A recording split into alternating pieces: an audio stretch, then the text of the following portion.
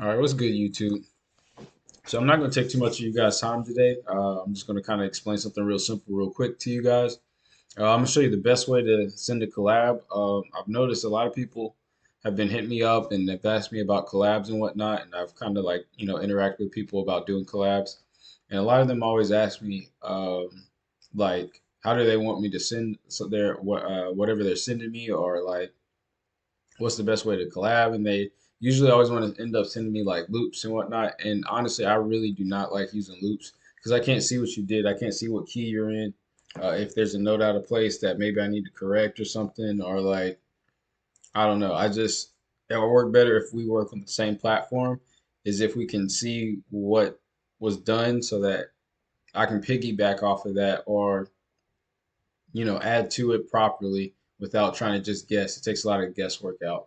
So personally, that's what I'll kind of explain to you what kind of the best process of how to do this.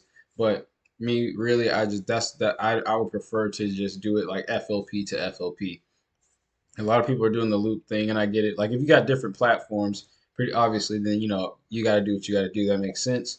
Or if people know how to interact, cross-platform. Like I went down to Atlanta, and I work with Sensei ATL, and he knows how to use FL Studio really well, and he uses not Logic. What is it? Ableton. Light just turned back on. But he uses Ableton mainly, I believe, and then he's really well versed in FL Studio, and we made several beats together as well. This was a little minute ago, but it's and that's another good thing. It's another good thing to know different platforms and know different skills to kind of add to this. But it's a lot easier whenever you're able to see what the person previously did, so that you can kind of work off of that and kind of see, make sure that you keep everything in the right key, and if there's any adjustments that need to be made, you can go ahead and make that. So instead of doing the sending the loop thing and laying it out as a pattern and all that, like rather than just doing that, the easiest way is when you have it set up like this in your mixer, or I believe it's called the channel rack. Well, once you have it set up in your channel rack the way you want, you've got it mixed how you want, or whatever the case you do, however you send it. But if you do it like this and have it set up like how I do it, like how I show you guys how to do it, if you do it like this and you just click File, Export, and then you do it as a zipped loop package.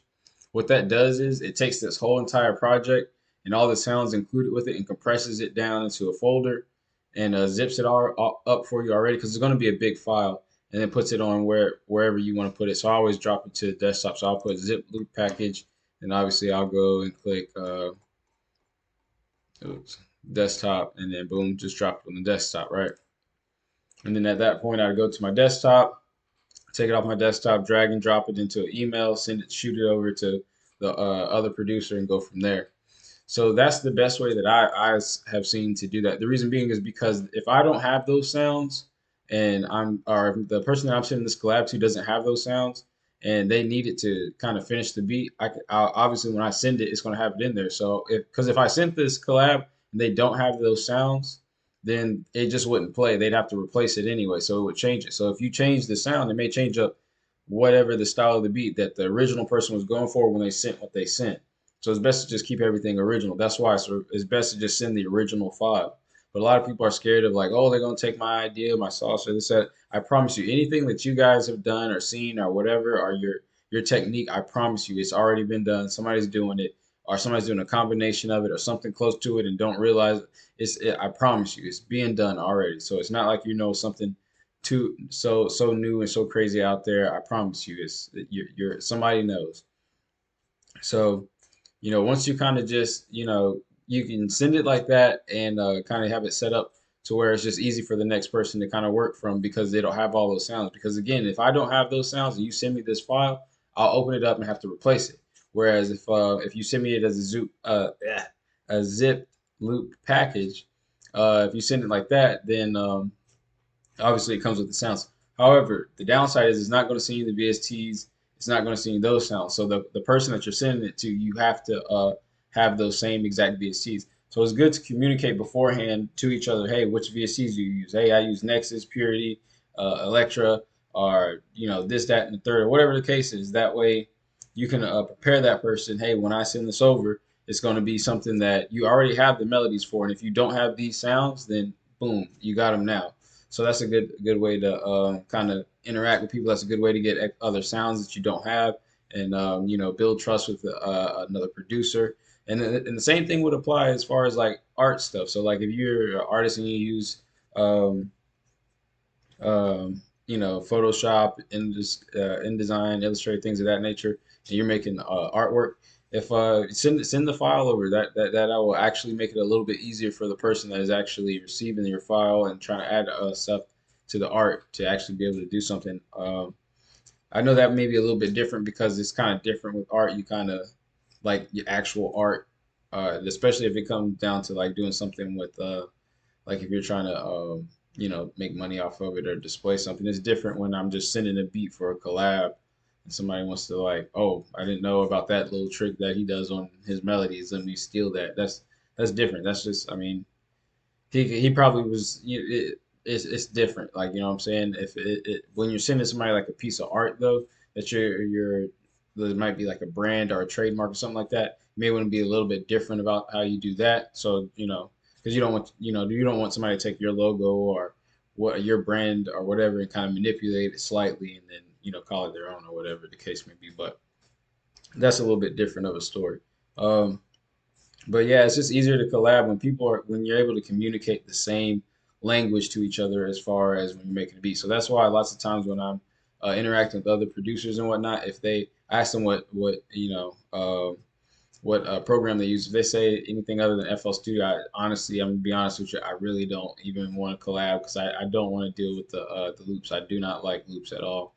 I'm not a fan, not a fan at all. It seems really lazy and just not produce. It doesn't seem like you're a producer to me. I don't know. I'm not a fan of the loops, to be honest with you. I mean, y'all can flame me in the comment section or whatever, however you feel about it, or if you agree, drop that in the comment section. I don't like it. Using loops is like somebody else already did the work, put it together. You're just gonna add a little effect to it, or put it in reverse, or reverb it, and add a clap, hi hat, 808, and then two or three extra other sounds, and then lay it out the exact same way that you've laid out every other beat, and then it's done 5 or 6 minutes. That's why producers are able to do stuff like that in 5 or 6 minutes because it's a lot of copy paste, copy paste, copy paste. Not literally copy and pasting it, but how their style of how they do it is like copy paste, copy paste.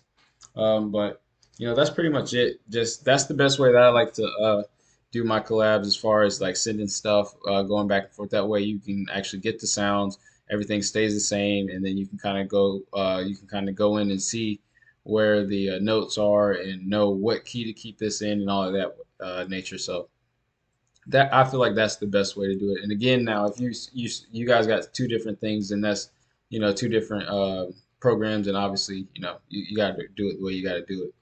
But yeah, that's all I got for you guys, man. Just a quick little video, not too long. I'm not gonna take too much more of your time. You guys enjoy your Sundays. Yeah, and you guys enjoy your Sundays, man. It's late. It's 1:45 in the morning, and I'm just now getting this video done. Had a lot going on. Like that's why I only can do videos like once a week. I got a lot going on in life. I try to stay dedicated. At least give you guys one day a week at the very least. And a couple times a month. So I try to do my best. I'm exhausted. I'm ready to go on to bed. So that's all I got for you guys today. Enjoy the rest of your weekend.